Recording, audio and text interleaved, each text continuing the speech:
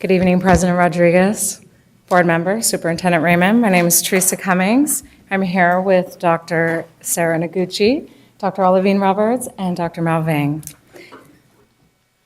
We are here to provide you with an overview of the district and secondary schools data, along with examples of best practices and some of our sample district initiatives, such as the Priority School, Common Core, linked learning, and inclusive practices. We'll begin with the California and federal accountability systems. We do have two systems that convert test score results into different measures of academic performance. Academic Performance Index. This is our state accountability model. It is a growth model, a numeric index that reflects the academic performance level of schools, districts on a statewide testing. The numeric index ranges from 200 to 1,000 points, and the goal is for schools and districts and all various student populations within schools and districts to meet 800 by 2014. The Adequate Yearly Progress, AYP, is our federal accountability system, and it requires districts to meet annual targets that do increase over time. The goal is 100% by the year 2014 in ELA and math proficiency. Here we have the API growth for the district and our various student populations.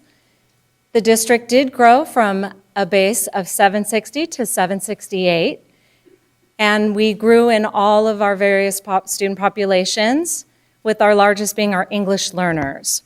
We did have multiple subgroups that had a double-digit gain, which includes the socioeconomically disadvantaged as well as our students with disabilities. Here you can see Sac City Unified School District compared to the county, which grew 8 points, and the state, which grew 10. We also have our similar schools comparison. As you can see, we are doing better than Fresno, Los Angeles, Oakland, and San Bernardino, but we're still a little bit behind of San Diego and San Francisco. When you look at the API comparison of Sac City to Elk Grove, Natoma, San Juan, and Twin Rivers and Stockton, you see that Sacramento is higher than Twin Rivers and Stockton, but we're a little bit behind Elk Grove, Natomas, and San Juan.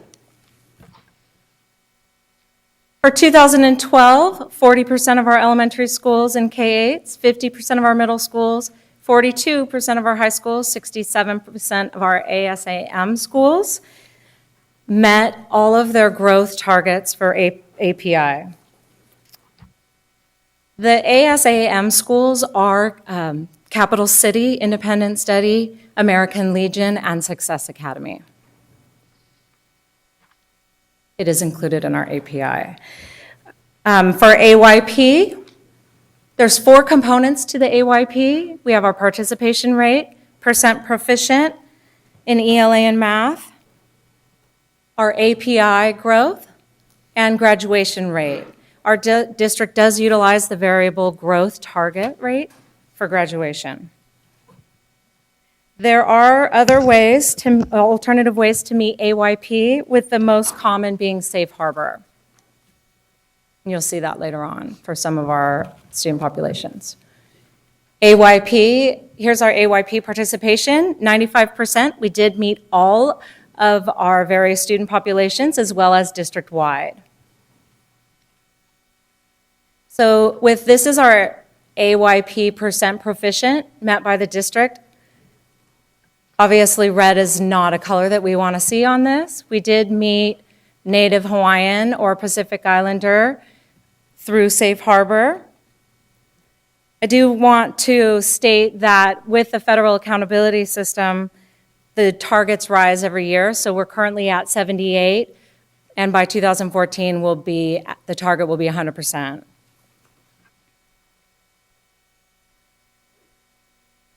We did meet our API indicator by 8 points, so that was one of the positives of the AYP. And our graduation rate. As you can see, we met our graduation rate targets for district-wide as well as the majority of all of our student populations, except for the 2 or more races.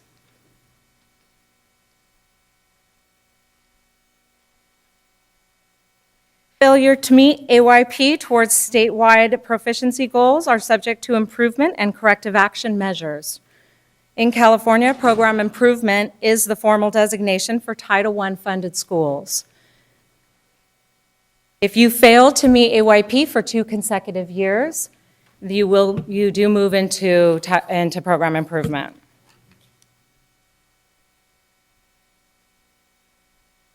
Here are the schools that met 100% of their AYP targets. There are 9 of them.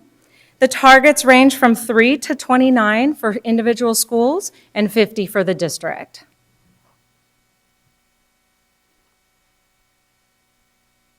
"58 out of 87% of our schools are in program improvement.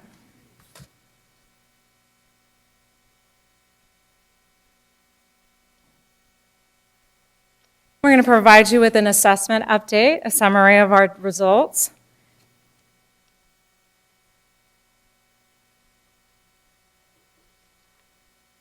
The standardized testing program in California, the statewide program is the California Standardized Testing and Reporting Program, which is normally, or people call it STAR. It includes the California Standards Test, the California Modified Assessment, and the California Alternative Performance Assessment, along with standards-based tests in Spanish. If students take the CAPA or the STS, that's the only test that they take, but a student can take the CMA in mathematics and take the CST in English or vice versa. Students are expected to meet standards in English, arts, math, science, and history, social science, and there's 5 different levels of proficiency. And now Dr. Noguchi will come up and provide you with the district STAR summary.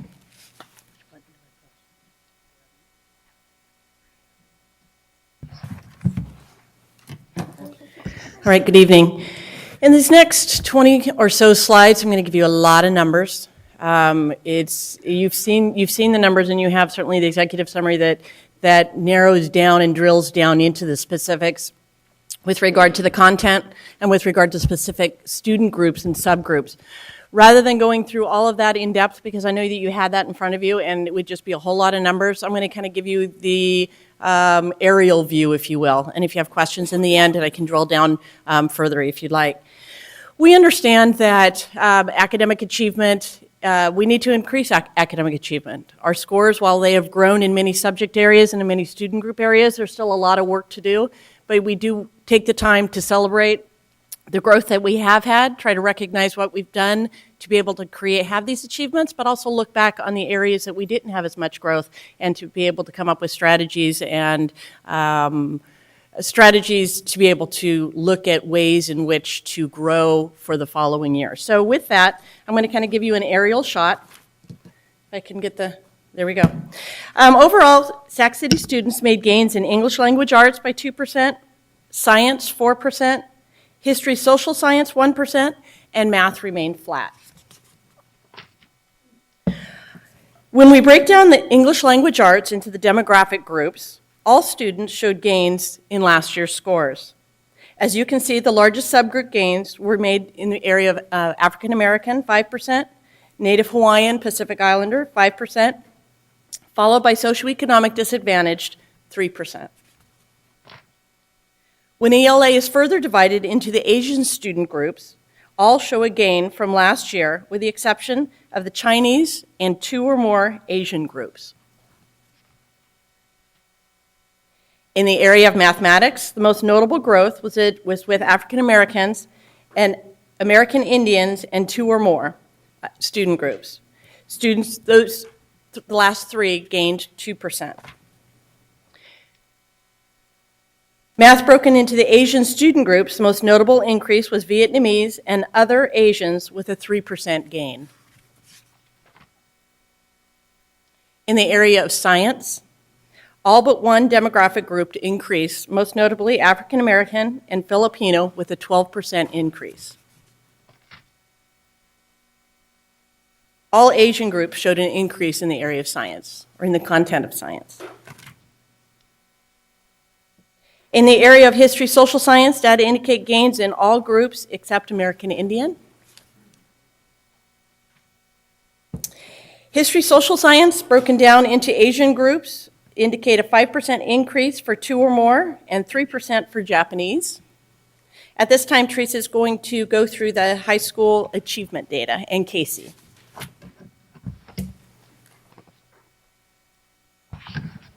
Thank you, Sarah.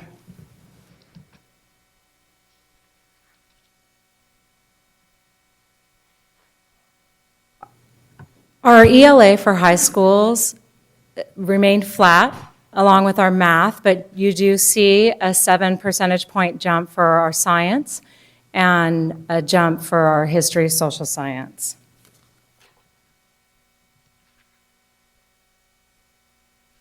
Our largest ELA percentage growth was shown by health professions, George Washington Carver and New Tech. Although you will hear from health professions later, I was able to connect with Principal Allegra Alessandri of George Washington Carver, and she felt that the focus on data inquiry conversations with the whole faculty has really helped increase the ELA percent proficient. Although the district remained relatively flat for math percent proficient, we did have some high flyers in our high schools. George Washington Carver grew 13 percentage points, New Tech 8, and West Campus 4.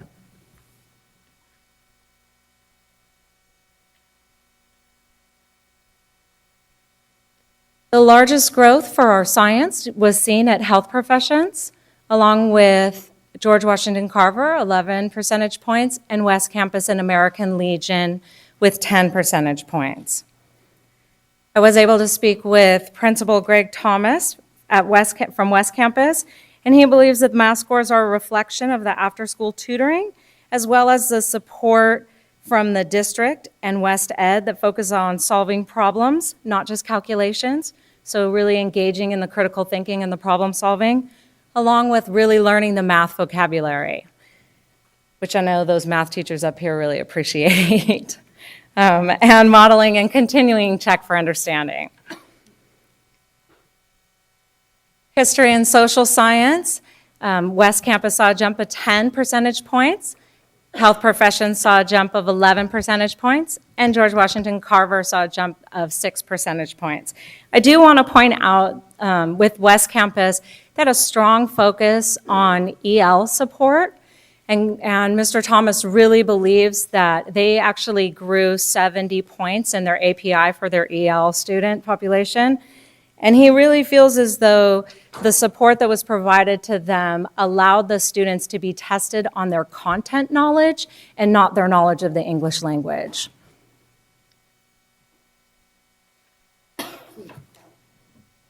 Here's our Casey summary. As you know, Casey is required for graduation from public high schools. I do want to reiterate that it demonstrates minimal competency. It does not determine readiness for a career or college. The results are used for the high school accountability measures. AYP utilizes the percent proficient, and API uses the percent passing. And Sarah will come back to discuss middle schools, and we have a couple brief for Member Terry on K-8s.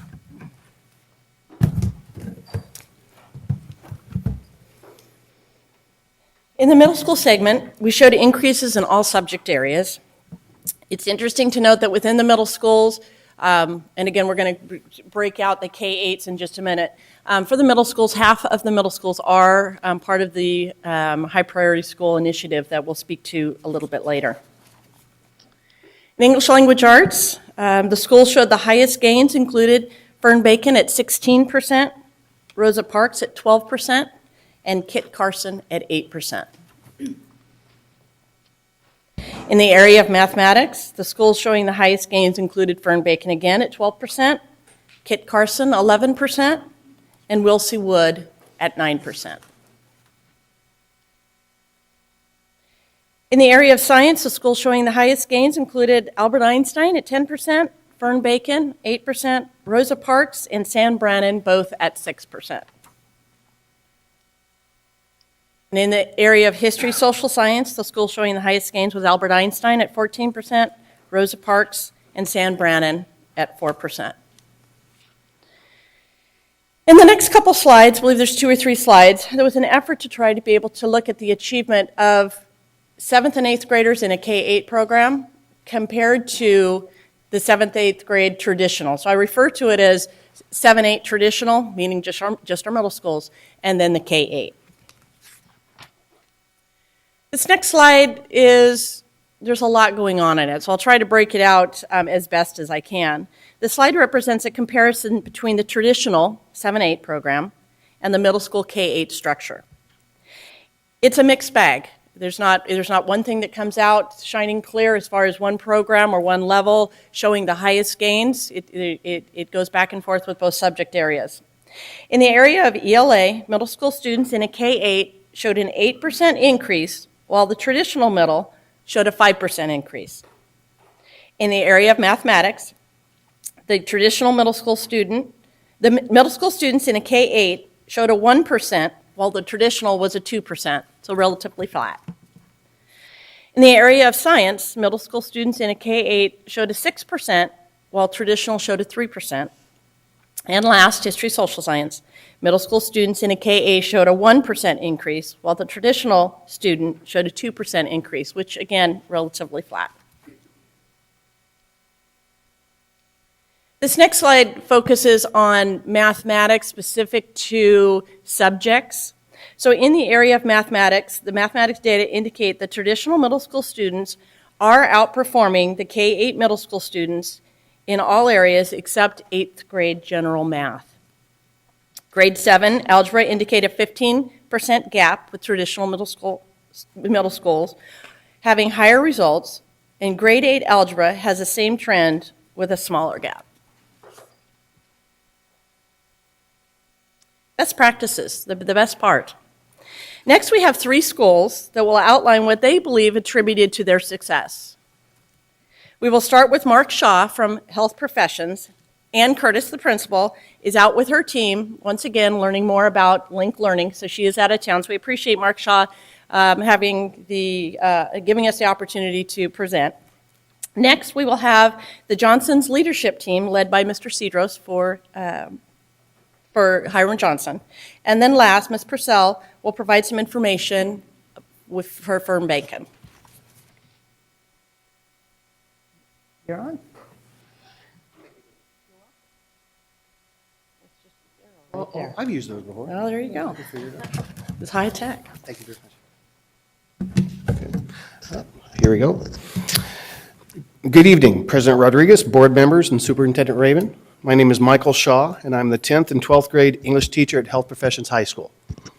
I'm here tonight in place of our principal, Ann Curtis. She's out of town at district training. Oh, let's go ahead and move it. There we go. Our mission is to provide students with an outstanding education, rich and relevant academic, application, and leadership experiences, using healthcare as our theme. This mission guides our work, and the focus on healthcare ensures that we are preparing students to be college and career ready. Current research from the Bureau of Labor Statistics and the Health Science Consortium shows that our school is uniquely positioned because we are using high school classes to prepare students for success beyond high school. Our curriculum for the medical science classes was developed with local healthcare partners like UC Davis Medical School, Sacramento County Mental Health, and others. Oh, I didn't want to go yet, sorry. As it says in our slide, even in a bad economy, the healthcare industry is growing 3% nationally, 6% in Sacramento. National healthcare careers are growing twice as fast as other fields and are in the top 3 fields of growth, and that's increasing. By 2020, 25% of all healthcare jobs are going to require a bachelor's degree or higher. 90% of all healthcare jobs will require post-high school training. Our overall API progress, school-wide, in 2009-2010, our base jumped from 655 to 679. That was a 24% increase. School-wide 2010, 2011, we had a dip from 680 to 652, a drop of 28 points. School-wide 2011, 2012, though, we bounced back up, went from 651 to 712, a jump of 61 points.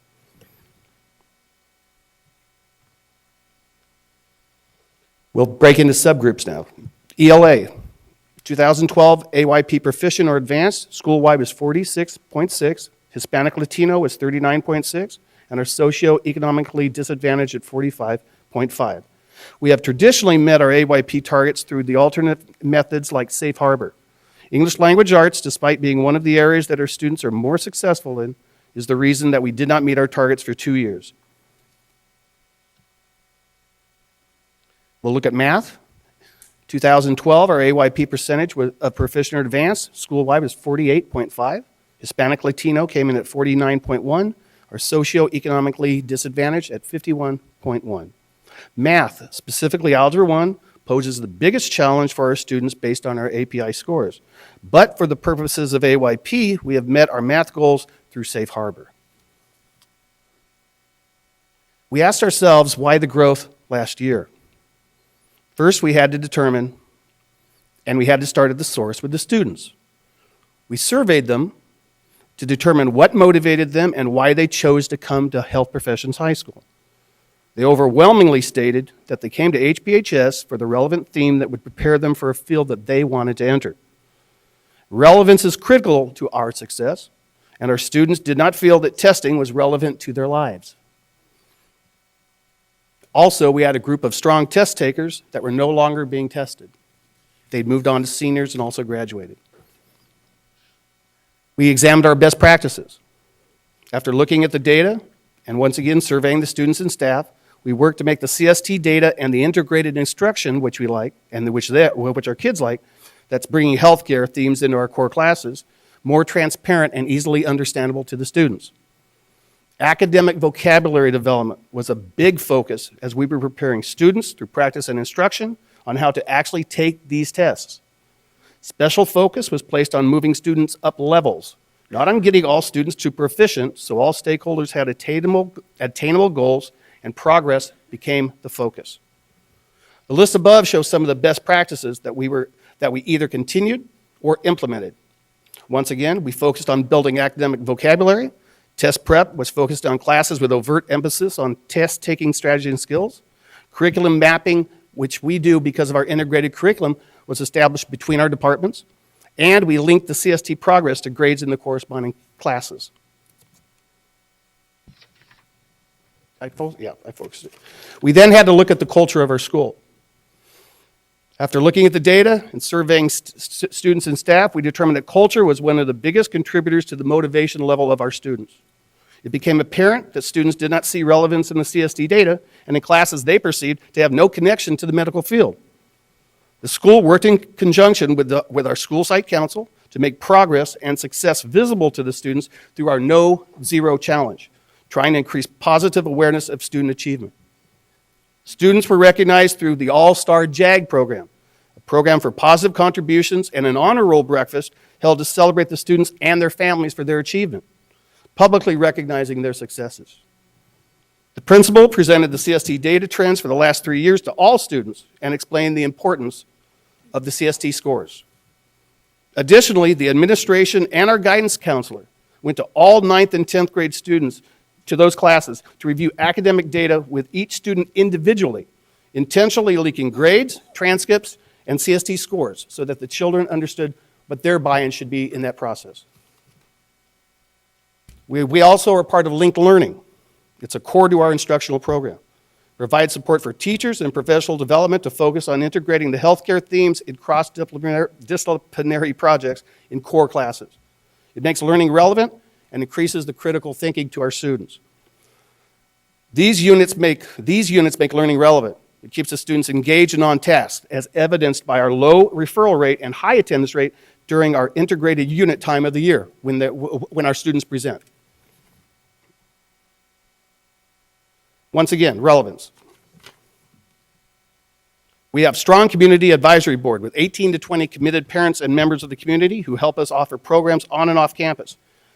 Our partners, our healthcare partners, help us attain grants, They judge student program presentations, and they do much, much, much more for us. The strong connection is one of the hallmarks of our school, and one that the students identify as critical to them being successful. I kind of went through that. Are there any questions? Thank you very much.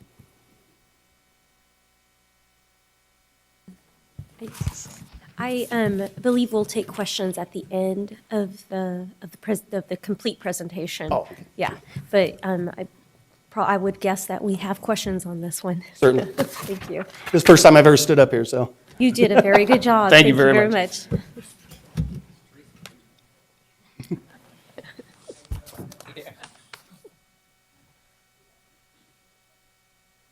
So next is we have Hiram Johnson Leadership Team.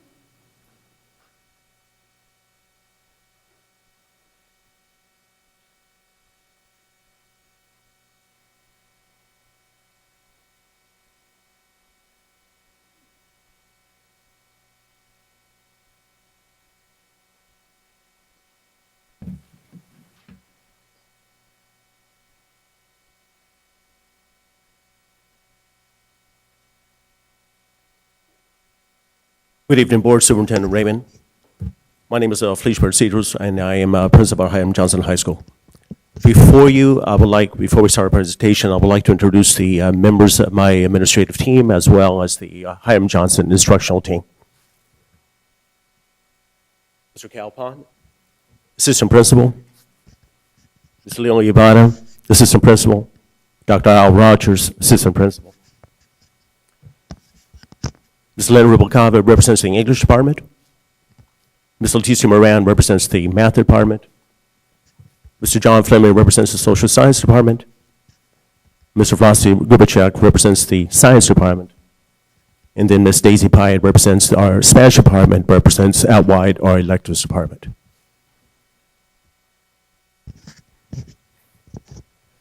So we're asked to come before you to specifically address two areas. One of it is our academic growth within the last 2 years, and specifically the areas that we believe contributed to that growth, specifically our strategic initiatives.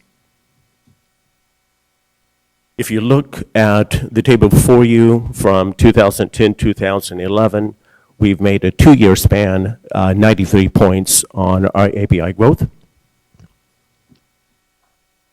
If you look specifically our subgroups from 2002-2012, specifically this administration has been there since the last 2 years, and you see the changes, all double digits.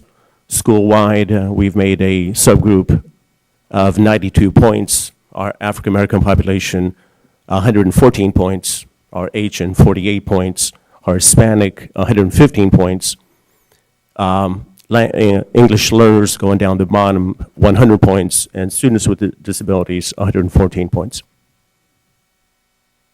If you look at our AYP overall, we made an increase of 6.5%, and specifically within the academic years 11 and 12, a +6 for all students, 6.5.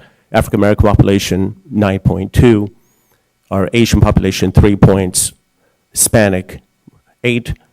White 0.5, multi-race 8.8, and we took a little dip on the special ed population. Again, AYP, AMO, Math Proficient increased 8.9, all students 8.9, African American 12.3. We took a dip on the Asian population. Our Hispanic did extremely well, multi-race 20.1, socioeconomic disadvantage 7.2, English learners 2.5, and students with disabilities 7.3. ELA-KC passing rate increased as well with a 10% overall.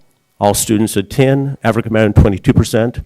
We made a dip in -2% with the Asian population, Hispanic, white, multi-race all increased 11%. Socioeconomic disadvantage 9, English learners 10%, and students with disabilities 7%. Our math increased as well, overall 11%. African American 24%, Asian we took a little dip, Hispanic 14%, white we were stagnant, multi-race 5%, socioeconomic disadvantage 11, English learners 14%, and special ed population 21%. We also brought to attendance the intensive behavior improvement within the last 2 years. If you look at the pattern from 2007 to 2012, it has increased considerably from 92.9 to 2012, 93.7. Our suspensions, all as another barometer, performance at Hiram Johnson has decreased 43%. So we now look at sort of the initiatives that we have implemented, and these initiatives have been with us for the last 7 years.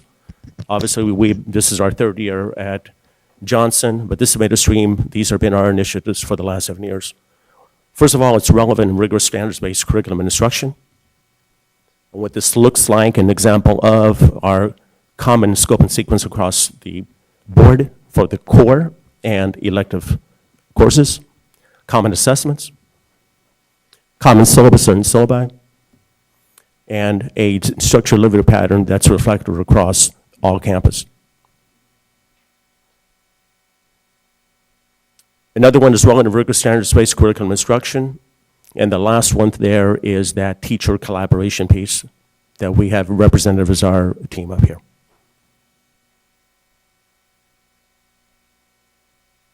Another one of our initiatives that we believe led to substantial gains the last few years is student-parent community engagement, specifically the home visit project that we have done extremely well with. The Warrior Cafe, which is our communicator to the parents at large. And the other one is clear and consistent and firm school-wide behavior expectations, both for faculty and for students. And consistent classroom routines and procedures that we have implemented school-wide. And we have tried really hard that we make sure that each student goes relatively even 1 class or 6 classes or 7 classes, that the mirror that they receive and the quality of instruction and how they walk into the class and what they should receive when they get into the class is mirrored. So it's a replica 6 times or 7 times across the board.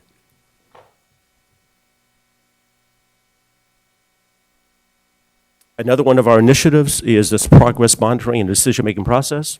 Data-driven decision-making culture, using lots of data to make decisions based on best practices, looking at benchmarks to see what we need to do, what we need to shore up, how do we need to reteach, and where our strengths are and where our weaknesses lie. And then accountability for actions, right? What we do in the classroom, both administratively and professionally with students and teachers through this walk-through process. This academic conferencing, speaking to teachers on what is the best practices, where are the weaknesses, what do we need to shore up. And last but not least, this focus on professional development that addresses the needs of our faculty and our kids. And then close, give you a snapshot again for the last 2 academic years, 9-10. Right? We had a total API points of 59. This last year, we had a 34 points for last 2 years, 93-point increase. AYP percentage proficient increase in ELA, 6.5%. From 31.1 to 37.6. We increased our math scores from 8.9% from 37.5 to 46.4. And our KC passage rate has also increased, ELA 10%, math 11%. Now, just like one last comment in closing. Obviously, I am the principal at Hiram Johnson. This administration cannot do this work without our students and our staff. And the people before me represent my staff. And I always tell them it's not about the administrative staff, it's about the teachers who work hard every single day for our kids. And if there's any gain here, it's a tremendous job that our faculty has done at Hiram Johnson. So I thank them publicly here. They have done a tremendous job.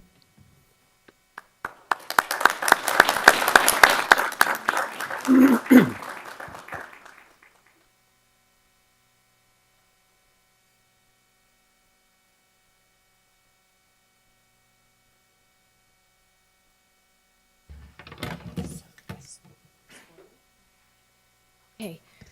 Good evening, Board President Rodriguez, members of the school board, and Superintendent Raymond. I am Nancy Purcell, the proud principal of Fernbacon Middle School. In a climate in California when the urgency and demands of our work in education could not be greater or the rewards more meaningful, It is particularly gratifying to be here this evening to briefly provide some nuances that speak to the Fern-Bacon data shared earlier in this presentation. At Fern-Bacon, our story is about transformation at Mach speed. It is about hard work, high expectations, an ethos of no excuses, and the belief that every child who enters the campus of Fern-Bacon Middle School can and will meet our expectations. Our story is built on the determination that our students will be prepared for the best high schools in our city when they leave us in the 8th grade, and that they will continue to build the skills and knowledge necessary to be college and career ready when they graduate high school. In the past 2 years, our work as a priority school has been relentless, demanding, and ever present in all that we do. Adults are held accountable for results, and yes, they deliver. To highlight what Dr. Noguchi has already touched upon, I am proud to share this slide that shows the academic achievement gains Fern-Bacon has made over the past 2 years as a priority school.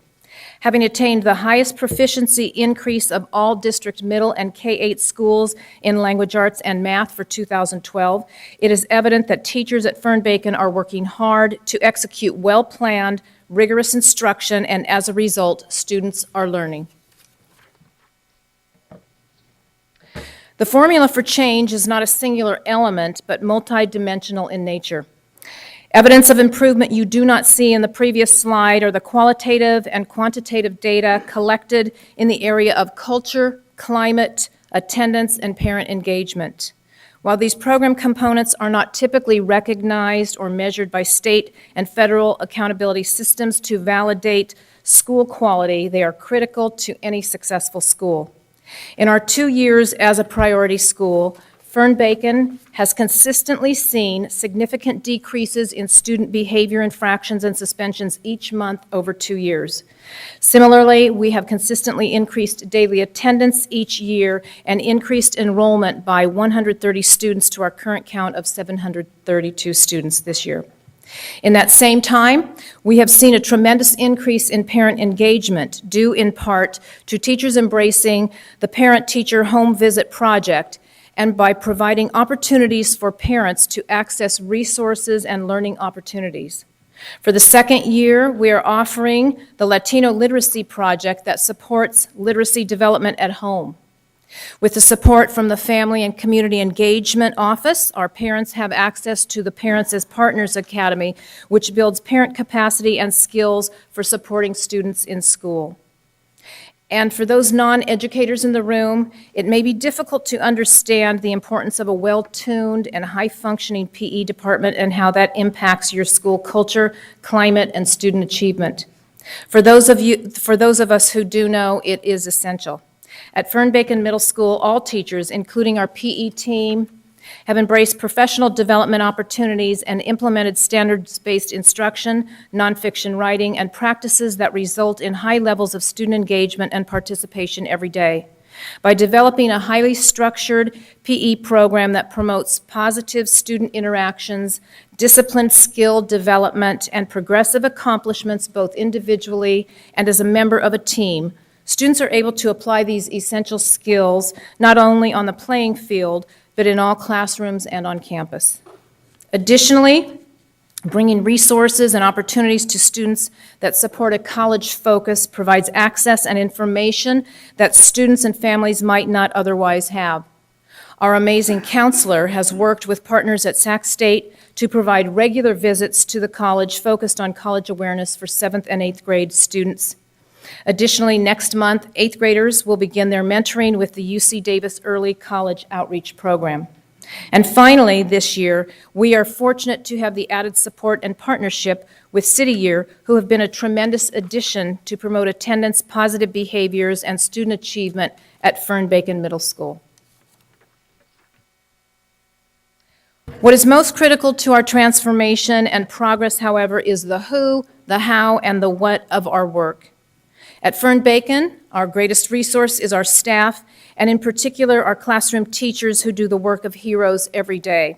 At this time, I would like to ask the Fern-Bacon staff who are with me here this evening to please stand so I may publicly thank them for their hard work, for their ownership of our results, and for meeting my high expectations every day.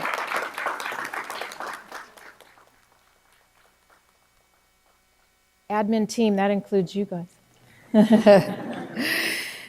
It is the collective efficacy of the entire team operating in a culture of collaboration that underpins the quality implementation of our instructional initiatives. In the past 2 years, our teachers have engaged in very specialized professional development to maximize adult learning. Along with deep, reflective practice and instructional coaching over time, this translates to high-yield results in the classroom. At Fern-Bacon, it is the norm to hear math teachers challenging each other's results while discussing practices related to frequent assessments and peer observations. It is common to see the shared planning by science teachers and their reflections to improve lesson implementation and learning outcomes. And while the entire staff has participated in professional development focused on lesson structure and design, data inquiry, writing across the content areas, and practicing instructional rounds, a selection of Fern-Bacon language arts teachers began the study of the Common Core standards last year.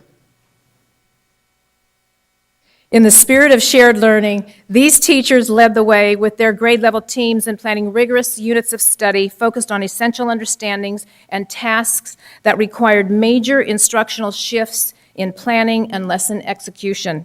To that end, teachers held discussions and facilitated planning sessions that not only challenged their past practices, but sometimes stretched them to tears in order to get it right.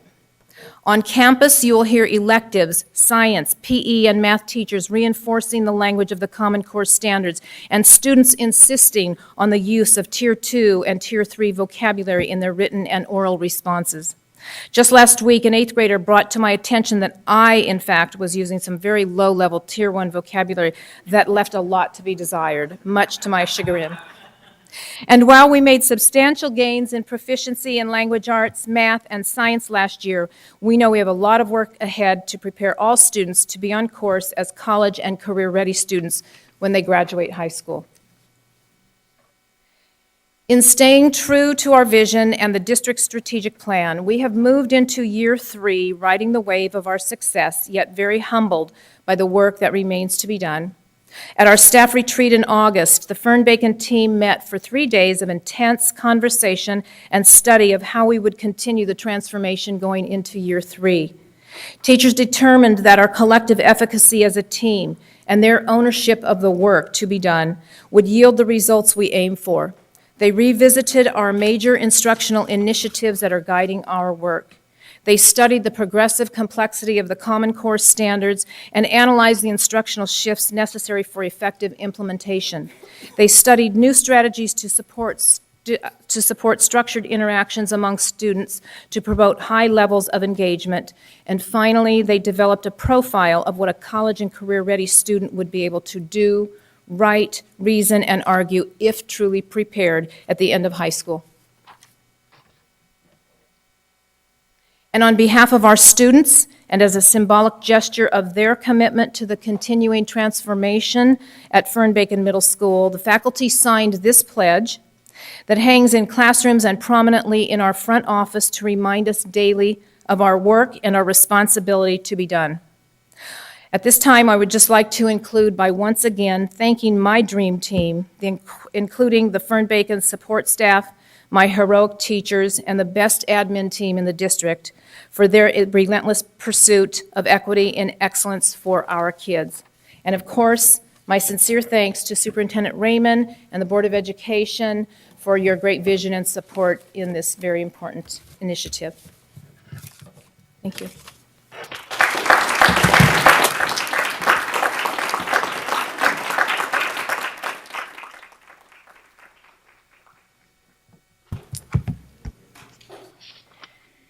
The next part of the presentation is going to review and go over sample district initiatives, the first of which is priority schools, which you've had a chance to see 2 of the priority schools in the last couple presentations. As you know, we're moving into the 3rd year of the High Priority School Initiative. Over the course of the past 2 years, the Superintendent's Priority School Initiative has created learning environments where students are thriving. I'm not going to read all those numbers up there because you guys have had a lot of numbers and a lot of data thrown at you. But you can see that over a course of 2 years, those numbers are significant. But what those numbers represent is student learning and student success and drilling down and looking at what's working and what isn't, and again, moving forward. 2 of the priority schools have met all their AYP targets. We would have had a third when you saw Hiram Johnson, there was the one special ed category that he didn't meet, or that school didn't meet, there would have been a third, but we missed it by one subgroup at that school. What this says is that the 2 schools, both Fern-Bacon and Wilsey Wood, have a possibility of moving out of program improvement this next year if they can continue the success that they had this year and again the year before.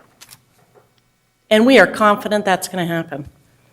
We start with the core subject areas, and then we'll review specifically API. All schools made gains in ELA, and I'm going to kind of give you an abridged version because I truly can see that you guys have had enough numbers. Fern-Bacon at 16%, Rosa Parks at 12%, and Father Keith B. Kenny at 8%. In the area of mathematics, schools showing the greatest increase was Wilsey Wood, 9%, Fern-Bacon 7%, and Father Keith B. Kenny at 6%. There were a few schools that did move down in that area. In the area of science, schools that showed the greatest gains was Fern-Bacon at 8%, Rosa Parks 6%, Hiram Johnson at 4%, and Rosa Parks remained flat, but was 1%. In the area of history, social science, the schools showing the greatest gains included Rosa Parks at 4% and Hiram Johnson at 3%. The priority schools, with one exception, all increased their API, with Fern-Bacon and Hiram Johnson posting the highest. Rosa Parks increased by 52, Wilsey Wood 36, Father Keith B. Kenny 22, and Oak Ridge by 1. Leah Tata Floyd dropped by 29 points. Last year they gained 28 points, so they're in the deficit of 1 point, although having some very targeted conversations with principal, very aware of the areas of growth and very aware of the areas of need as he moves forward with this year and his team of teachers. And with that, I'm going to turn it over to Dr. Olivine Roberts.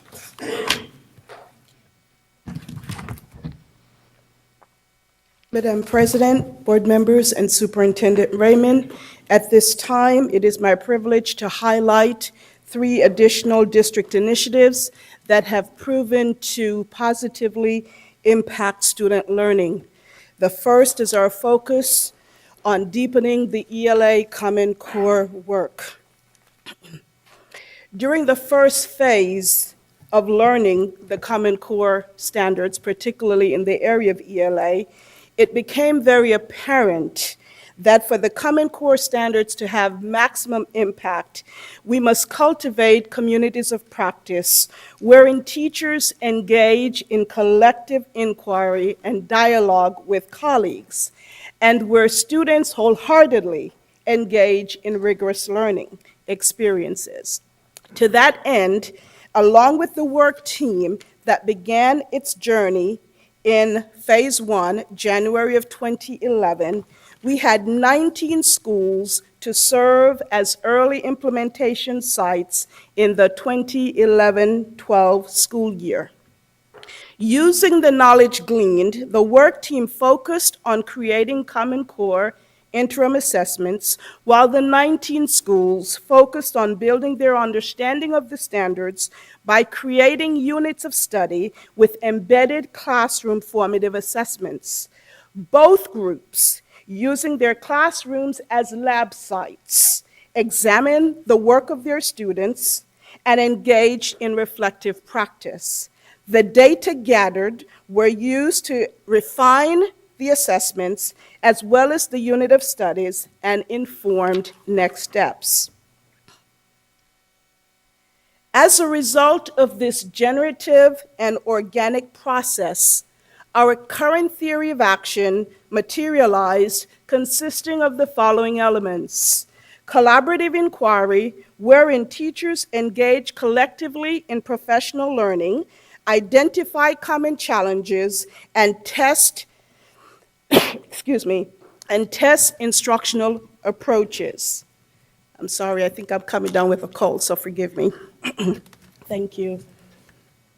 Secondly, the use of multidimensional assessments consisting of teacher-generated classroom-based assessments, including constructed response, as well as performance task items. Teachers, also developed instructional modules consisting of a series of rigorous learning experiences for their students. Teachers engaged in our cycle of data inquiry, or continuous improvement methodology, wherein they examine the student work to identify the learner-centered problem as well as the problem of practice, and wherein they then engage in reflective practice to identify, to ascertain solutions to the learner-centered problem as well as the problem of practice.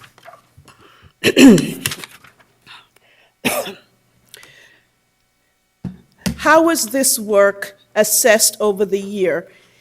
In addition to the culminating formal assessment of CST, we utilized the analysis of student work.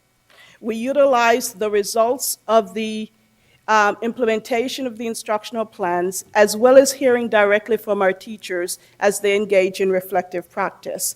And so from those three pieces of data, the following were revealed. Teacher continuous analysis on student work reflected an increase in the volume and quality of student writing in response to reading. Students were better able to support their responses to open-ended questions with evidence from various texts, as well as organize their ideas and topic sentence and conclusions. Teachers also grew in their ability to develop standards-aligned tasks and instructional plans. It was great to see that this work was validated with the results of our ELA CST data. As you can see, as reflected, all of the middle schools that engaged in the work, as well as our high school, showed significant growth. We are very proud of this effort, and again, as Principal, thank you, Nancy Purcell has just articulated so beautifully. This is, again, a result of our teachers really engaging in some heavy lifting. I really encourage the board. We have a series of professional learning that is still continuing regarding the ELA Common Core standards as well as math. I extend to you an invitation to come out and really engage and see what the teachers are doing and how they're making these types of changes in the classroom. We welcome your participation. Next, as noted in this slide, the written reflections by our teachers participating in the work reveal that the work is having a significant and profound impact on their beliefs about what students can do, their expectations, as well as the teacher's own teaching practices. And I won't take time, but if you can see, and in May, we asked them to think about and to reflect on what they thought when we started this work with them in August of 2011, and what was their new thinking in May of 2012. And you see before you their responses. Again, just awesome. That's the only word that can sum that up.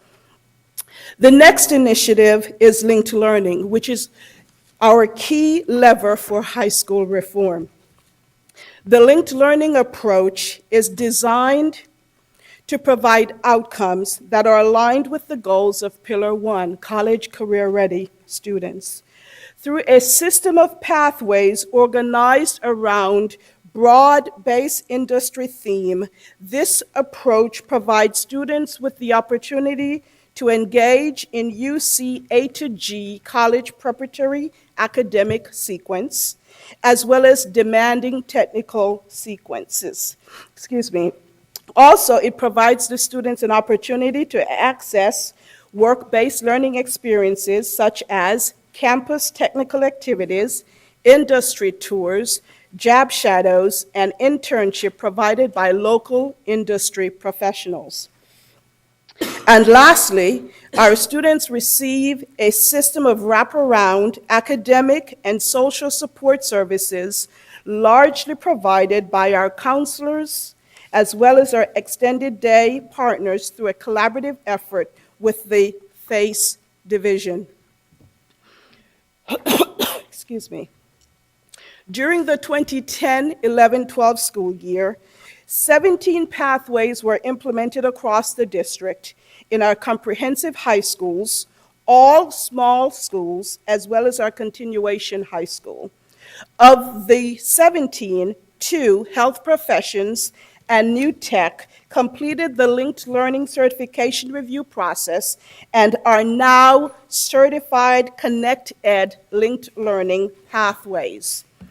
Additionally, approximately 31% of our high school students who were enrolled in a linked learning pathway, approximately 31% of our students were enrolled in linked learning pathways, which is an increase of 10% from the previous year.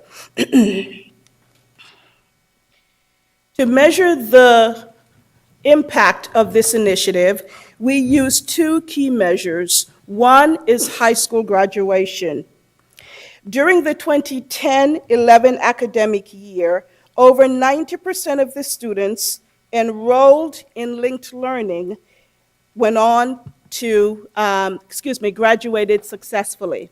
Of those, 50% of those students completed the UC A to G sequence, which is drastically above the state average. The second item is the college persistence, which is defined as completing 1 year of post-secondary education. To date, we have not received the 2011-12 data from the National Clearinghouse. However, the 2010-11 data revealed that 74% of the students who participated in the linked learning program completed their first year of post-secondary education. This is an increase of 3% from the previous year. We're looking forward to seeing the impact of the 2011-12 work. I'm certain that we'll see another, at least a 3% increase as well. Excuse me. The last initiative that we'd like to highlight tonight is inclusive practices. And this is the primary goal of this initiative, is to educate our students to the greatest extent possible in age-appropriate educational setting in their neighborhood schools, so they're prepared for post-secondary experiences. During the 2011-12 school year, we continued refining and deepening the work with our 6 early implementation sites. A co-teaching model, which uses the expertise of 2 credentialed teachers, is utilized in a heterogeneous integrated setting, which benefits both our regular ed and special education students. Now for the awesome outcome. For the students who have participated in this program, so the students who have received this methodology for 2 consecutive years, we're pleased to see that they have demonstrated significant growth. At the middle school level, we have seen a 21% increase, and at the high school level, we see a 16% increase. Additionally, based on formative data, the students have increased their ability to use text to understand author perspective, cite evidence from text, make inferences, as well as draw conclusions from their readings. In addition to that, the students have increased their writing skills by improving their ability to develop paragraphs, providing a thesis statement, and appropriate support details, as well as developed conclusions. In mathematics, we have seen similar results. 18% increase at the middle school level and 26% increase at the high school level. Both in ELA and in math, teachers are continuing to refine their use of the 6 co-teaching strategies by implementing higher frequency implementation of the parallel teaching and station teaching in their content instruction. Teachers also continuously monitor their students' work and have found student improvement in writing as previously shared. Those are the 3 additional initiatives. This draws conclusion of our presentation, and we are now ready to entertain questions. Okay, Ms. Roberts, we are going to go with public comment, and then we'll get to questions. But thank you very much. We have one public comment from Darlene Anderson.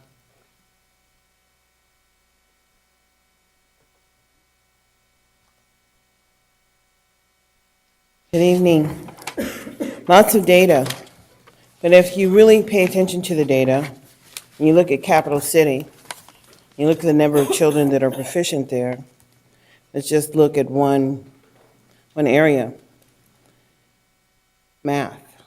7% of the students at capital city are proficient, and it's got 19%. That's a small number. So for all those parents that are busily moving their kids to Cap City, you need to think about the number of kids that are actually scoring above the 50th percentile. And I would say the same thing for American Legion. When there's 0.3 or 3% of the students being successful, that's 3% out of 500 or 600 students. It's a very low number. And when we're looking at the numbers, anything under 50%, it's not good. It's not great.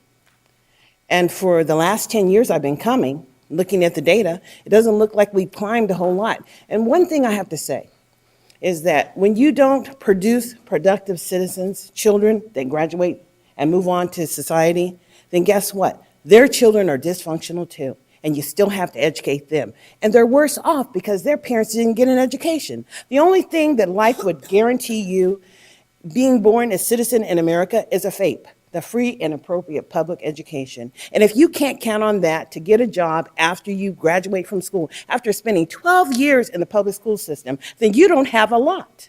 But if you have a board that is elected to protect your interests in the public education, and they are not holding to measuring progress and ensuring that students are graduating, then I must say I'm just confused of the purpose of the board. Because data is all you have to measure that students are making progress. And you're measuring below 50%. Whatever you do, you have to know that what you're producing is producing students who can't move on in life, and their children can't move on in life either. Thank you. Thank you. There are no further public comments, and I'll go with Board Member Kennedy. Thank you, President Rodriguez. I'm sorry, I missed all that. Can you start over? You guys did a great job. It was, certainly thorough. The numbers, I think we'd all like to see them higher, but we're seeing fantastic results. I have a couple of specific questions, not too much because you were so thorough. It was particularly interesting, the K-8 versus middle school comparison. I've always, for 4 years now, or more than that even, I've been wondering about that, and so I found that interesting. But is it, and one of you far more educated people sitting up here than I, is that anecdotal? I mean, is that scientifically significant, statistically significant, or are the numbers too small to really read very much into that?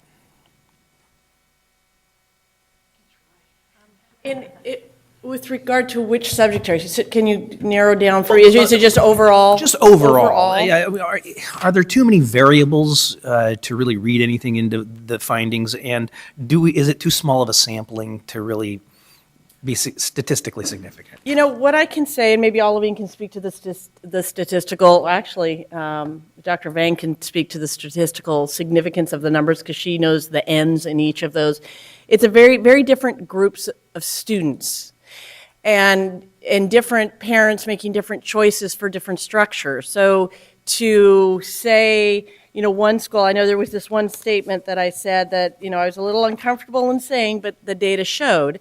It says in the area of mathematics, the data indicate that the traditional middle school students are outperforming the K-8. in this data for this year, it could look very different the next year. So there's so many different variables that go into account that's not necessarily tied to academics. It's the culture, it's the climate, it's the parents, it's the student. It's also credentialing issues. And oftentimes in the area of mathematics, you'll have a single subject math teacher in a middle school, 7-8. But in a K-8, you can't have a single subject. It would be rare because you need to have multiple subjects because they're teaching more than one subject in that area. So that begs the question, is a single subject teacher better prepared to teach an 8th grader than a multi-subject? I don't know. You can go back and forth in different scenarios with that. So to answer your question, I'm not sure that we can answer it. It would be very interesting to look at this next year to see if there's some sort of trend with that. As far as the numerically significant, Dr. Fain, do you want to speak to that? Sorry, I'm catching a cold too. I think I have too many meetings with these women and they all gave me their codes. So in terms of the numbers, I just want to say, any difference, when you're comparing a group of K-8 schools where the student population is probably about 1,000 in the grade 7 and 8 students to your 4,500 or more of your middle school students, I mean, each population carries a different weight. So when the middle schools will carry a larger weight, and as I have said before, when you have a smaller number in the sample, the numbers are a little bit more volatile. The bigger the swing in any one direction. So when the differences are about, less than 10% or around 5%, I wouldn't say that's very significant in terms of the placement or the program type or the school type. Yeah, that's kind of what I figured. Are there other districts around the country that are making the same comparison studies so that maybe pooled that the numbers might start meaning more? Well, or would it be wouldn't be apples to apples because their teaching practices are different? Because they'd be doing different practices, Right. different That's what I curriculum, figured. different instructional programs. Yeah, so I still am never going to get my arms around this issue, am I? Well, go to the schools and visit. I do. I do. Well, Okay. the other question I have, and thank you, Okay. on the, I got to address the priority schools because, I mean, what's going on with Leotata Floyd? I mean, it's just so drastically different, the numbers than the others. Is there anything in particular there? I mean, the principal's fabulous. I've seen the culture at the school change dramatically. I'm a big fan of what's going on over there. It's been great, but what's with these numbers? What I can say is I had a conversation with the principal this morning. We had a lengthy conversation. I originally went over there, we were talking about SEL and the program, and Castle and the support folks were over there looking at the program and implementation, both as in the network and then at his site specifically. And after that conversation was done, clearly his perception, both the teacher and himself, is that there's a real transformation relative to the way they do business with children and the way they're looking at children and putting children truly at the center of both teaching and learning and behavior and discipline and that whole piece. But I'm an academic person also, and this is glaring, and I've been looking at this now for 2 weeks, and it's not the first time I posed the question, but I put it out there. I said, where are we relative to the API? And I said, API is an important factor. It is one point, just like your suspension is 1 point, and your attendance is 1 point, and parent participation is, not 1 point, but, measures. And he said, it is important. And he then went on and he started outlining why he believed the scores went down significantly. And he could target it to a specific grade level and to a specific, the special ed in taking a different test than they did before because of the inclusive practices.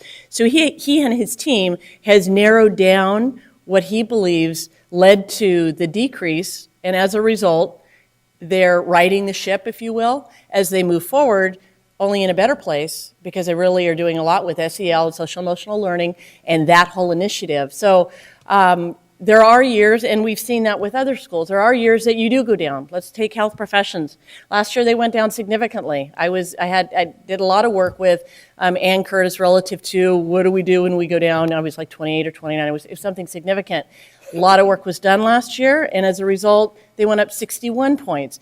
Would they have gone up 61 points had they not looked at and drilled down to what's working and what's not? I don't know. I can't say. But what I can say is over at Floyd, he and his team, because truly it's a team effort there, have a solid sense of what it is and where to go in addition to what they're doing to grow their social emotional learning and restorative justice and the work that they're doing there. So I don't know if that answers your question, but hopefully it frames. It doesn't necessarily answer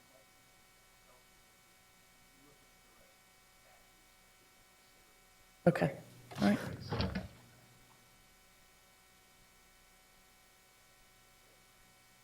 Member Terry. Thanks, and I love these two slides. I'm going to frame them, keep them in my office. I don't know if I specifically, until this year, really asked for, give me a comparison like this, but I've been hoping to see something exactly like this for 4 years. And I think, and just my observation, and there's not really an answer that I think anybody can give me or that we know, is this district, I think, really, and I've said this before, really needs to look at, specifically when we look at which schools are priority schools, and we look at how many of them are middle schools, and then we talk about why some schools are K-8s and why some aren't, and why certain neighborhoods feed into a middle school and why some feed into a K-8, and why those things were created. Because for some reason, in some instances, it's not for good reasons. It's for really negative reasons about certain neighborhoods not wanting their children to go to school with other children from other certain neighborhoods. And when we look at some of these, because to me, besides the mathematics, which I think giving that answer about single subject teachers, I think really helps me understand that in math, that may be a really important factor into why that is the way it is. And when you break down in the next slide and you show the significant differences in students when it comes to math in middle schools comparatively to K-8s. But then you look at pretty much across the board, and maybe these aren't really statistically significant or whatever, but pretty much K-8s do better in every other area from what I'm seeing here at least. And again, it's a smaller sample, I get it. But depending on the affluency of the neighborhoods and where we're choosing to put K-8s, I think tells a lot about the district and some underlying issues around certain neighborhoods wanting their children to stay in their neighborhoods as long as they can. Or certain neighborhoods not knowing that that's something that they should really be concerned about. So I think it's something that this district still needs to try to get their hands around and still needs to, I think, ask a lot of hard questions about why we have K-8s in some neighborhoods and why we don't in other neighborhoods. The other thing besides, and I appreciate the answers around Floyd, for anybody that thinks that priority schools didn't work, just look at the numbers. Just look at the numbers. I mean, it's so obvious that we have saved kids' lives. We have turned schools around. To think that, you know, when I got here that we were going to be almost 100 points up at Johnson with the kinds of things that we were tackling. And I applaud the staff that is there. I'm so proud that I was on a school board that implemented these programs and were able to see these things through. And, you know, any of the naysayers, anybody that wants to say that, you know, it wasn't fair or, you know, we were failing these kids when I got to this school district, and we are not today. Wholeheartedly support this initiative, and I'm so glad that we have a superintendent that had the courage to come in and say, we're failing these kids and we need to do better, and we are doing better. There's a ton of information in here. I'll probably be reading it long after I'm a school board member, just trying to understand what the heck you talked about tonight. But it's great information. Appreciate all of everyone's hard work on putting this together, and even finding a couple of slides that I finally got to see. So I really do appreciate it. Thank you. Vice President Wu. Thank you, President Rodriguez. In going back to the discussion about the middle and K-8 schools, and in grade 8, just the general math, because do you have a sense as to why that's lower? Because in Algebra 1 and Geometry, it seems that the middle school's students fare much, much better. So it's kind of interesting that just in that one category, they do a little less poor. It's interesting. I had asked, I emailed and then later called Reggie Brown and also Devin Davis and said, help me to explain this because I have a feeling this question is going to be asked. And certainly they have a wide lens, but something that both said that was the same. They said in the 7-8, because we're limited to the credentials that folks have, is that in the general 8, that teacher has had those kids for 2 years. So they are performing, he believes that they were performing higher there because they had had the teacher for 2 years. At least that's what they attributed to, among other things. There isn't any one answer for it. Again, it goes back to we can conjecture and make some assumptions. That's what they came up with as far as having the teacher for 2 years. Thank you. Vice President Cunha. Thank you, President Rodriguez. Sorry, getting a cold too, I think. It's ruined. It's going around. So I just have some comments, and I'm going to be very candid. I do want to say, given some of the discussion tonight, that I have the utmost confidence and respect in the superintendent and his team. I think that the team that's assembled can definitely push the district forward and continue the right track academically. So any of my comments shouldn't be construed as any kind of undermining. In fact, when I looked at all of this and kind of sat down over the last week and just kind of ruminated on it, I feel on some levels that as a board member that I haven't done all that I can to impress upon our community and our district the need for just a singular focus on achievement, and that it's never the kids. It's never the fault lies with the adults. You can see that in our own district. You can see it in Hiram Johnson. You can see it in Fern Bacon. You can see it in the priority schools. And that ethos, I think we've had trouble pushing down and getting a grip on in our district and really following through. I do also join Member Terry's accolades around the Priority Schools initiative. I do think they've been successful. I actually think that for the schools that have demonstrated continued academic success, that even bolder initiatives could be in order and more innovation could be had at the site level. With the utmost confidence that the principals there, knowing their team, knowing their students, finding the right fit for their school, can continue to push this district in a more student-centered way. I am somewhat chagrined by the data. I mean, I think it's middling at this point. And again, I think it's partly my fault. I think we need to begin to, we've had a strategic plan now for a few years. I think we need to begin to kind of operationalize that district plan. We need to start focusing on targets. We need to focus target setting at the board level. We need to focus target setting at the upper reaches of our administration, and we need to drive endlessly towards those targets. And I also, I guess, would echo other people's opinions that I've talked to, that the hard work is being done every single day by everyone here, and they should be applauded for the hard work. I think what we need to do is we need to bring a renewed focus on coherency, on clarity, on the initiatives. And what struck me with the health professions presentation was the clarity of focus you had and how the benchmarking, the CSTs, basically the knowledge that's tested, became cultural and became part of the discussion and became part of the relevant education and learning that these kids were doing every day. And the integration of that, and I applaud you for it. It was very remarkable to see that, and I haven't been to your school, frankly, and I didn't know that that was being done, and you should be applauded for it. So I guess those are my comments. I really want to see this district do better. I really do, and I think we can. And I think it's adult conversations that need to take place, and I know they're taking place. I'm encouraged by the 3 initiatives that Dr. Roberts focused on,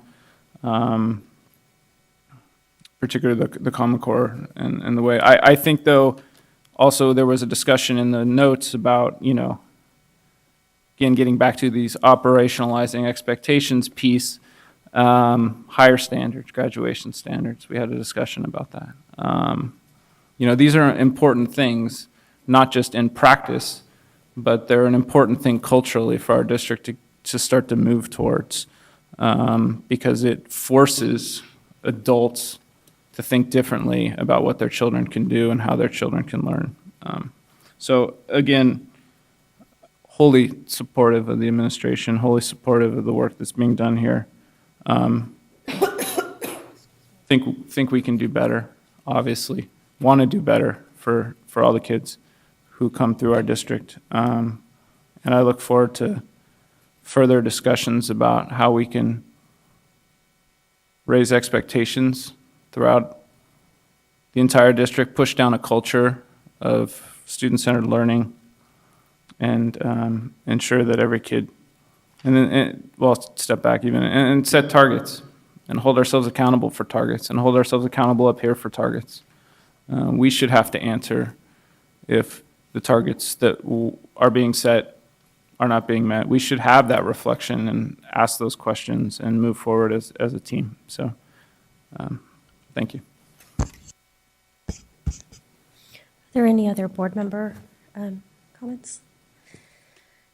Okay, so that leaves me. I am not getting a cold, it's allergies. So just to rest everyone's fears of my sneezing up here. So thank you, Vice President Cunha, for all of your comments that you have made. And I certainly have appreciated serving with you these last couple of years because of your focus toward students. And you always bring the conversation back to students and what can we do as an adult in this whole business of education. And, when we looked at test scores, or, when they come out, I'm always anxiously waiting for those test scores to come out. And the first thing I do is look at the area schools that I represent. Then I go and I look at the rest of the schools. So in my pecking order, I look at Area 5, then I look at priority schools, and then I look at other schools, that I know should be focused on as well. And, there's groups that I always look at. There's the Latino, African American, and Asian groups, special ed and English language learners, and socioeconomic status. And so those are the numbers that I focus on. And seeing from year to year, what's our growth? And because if we don't focus down on something, then we get lost in the enormous business of what we call education. And so we have to start somewhere.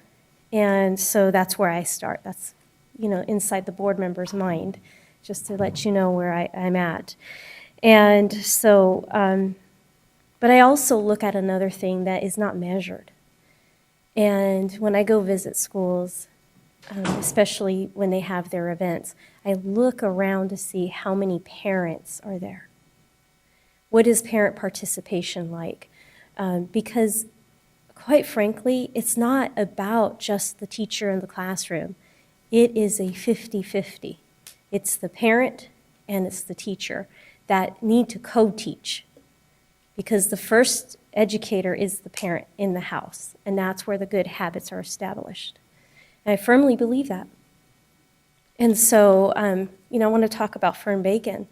because that school, what I had seen before, to when Miss Purcell got there, to the next year after that, and the progression of the changes that I have seen. And when she first stood up, she said, "I'm the proud principal of Fern Bacon." And it starts with the leadership there. And that you can see is shown in every single person from her on down, into the classroom, into the student, and also with the parents. And I get those Connect Ed calls from Fern Bacon, and they're always doing the Bulldog Cafe. There's always some type of parent activity happening there. And just last night I was at an elementary school, and I had a few parents come up to me and they said, Diana, we don't know what to do. My child's in 6th grade. And, I hope that our school becomes a K through 8. And I said, no, you don't. I'll tell you, you want to take your child to Fern Bacon. That's your area school. That's the school you're designated to. That's the school you want to go to. Have you been there? And if you haven't been there, you want to call Miss Purcell, make an appointment with her and tell her, Board Member Rodriguez sent you. Because you will find the difference in that school from what you've known. So I think, again, I'm going to say it, is that board members can be the biggest advocate as well for our parents and for the schools that are excelling and for the mindset change in the community. And so I want to thank you, Ms. Purcell, and your team, everybody at your school for making that difference in the children's lives and also for making it easy for me to talk to parents about the changes that have happened at that school and continue to happen. Thank you very much. So the other thing is about Ms. Purcell is you look at her presentation, and she always starts her presentations off with her mission. And I would understand that if I walked into one of her meetings, she probably would start her meeting off with what the mission is. So she's constantly reminding everybody about what the focus is of that school. Maybe that's something we should do at our board level, focus on starting our meetings off by reciting our mission statement as a district, and maybe keeping us in that clarity mode and focused into what we're really here for. It's all about the kids. It's not about personal agenda. We're here for a reason, and that reason is our children. Because just like one of our commenters said, if we fail our children, they grow up to be adults, they grow up to be parents, and guess what? We have to educate those students just the same. And we're just contributing to that vicious cycle. The other comment that I got from another parent, and this just warms my heart because I've been following this student for a while, and it's related to health professions. And so this parent has been struggling with her special ed child. And nobody could understand the special ed child. And she always told me, he's intelligent. And I know that he's got something within him, but nobody's seeing it. And this year he chose to attend Health Professions High School. And she approached me the other day and she said, you know what, I'm so proud of my son. He's receiving straight A's, he's got all these medals. I love Health Professions High School. Clearly shows. Special ed is one of our areas that we need to focus on. And thank you very much. Special ed teacher, no.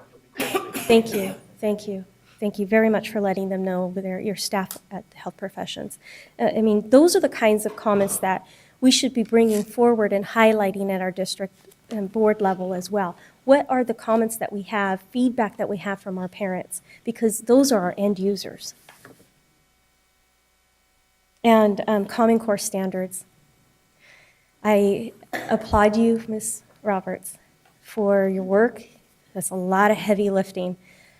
But I'll tell you, when I go out there across the nation and we're talking about Common Core state standards, and I proudly stand up and say, we're ahead.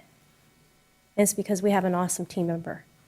And, I tell them about the heavy lifting that you do and the hard work. And I think it's so hidden in the background that not a lot of people see that. So I want to thank you publicly for making it easy. Teamwork, yes. But it starts again with you. And if it wasn't you as a champion, then, and to gather that team together, because it's not just you that's doing it for the whole district, right? It's everybody. But I see it in my own children's schools, and they're writing. And, I was laughing yesterday when I went to my daughter's school for her Heritage Night, and she's going, clearly, I have learned, there are all of these standards that are being implemented, and I get to see it, and I'm very fortunate for seeing it. Thank you very much, because it has made a difference. So, I appreciate the comments of the board members. And now I'm going to go into a question about the middle and K through 8 schools. And I myself have worked in a K through 8 environment for about 3-4 years of my life. And I know that there's environmental differences as well that occur on these campuses. And I don't think you're comparing apples to apples here. And the other thing is that I'd like to ask our doctor over here, Ms. Vang, if when we're looking at these statistics, are we looking at it in terms of demographics, and are they apples to apples? Because people who tend to go to a K through 8 are not the same population makeup that tend to go to a middle school, from what I'm thinking.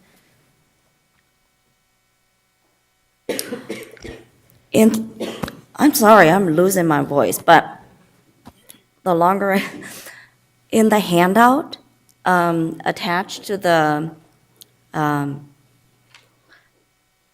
executive summary, I did break it down into all the subgroups by middle schools.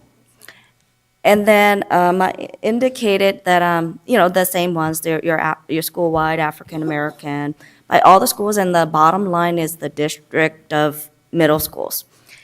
And we will do the same thing for the K-8s when we roll in all the grades together in the next presentation on December 6th. So it is disaggregated down to that level.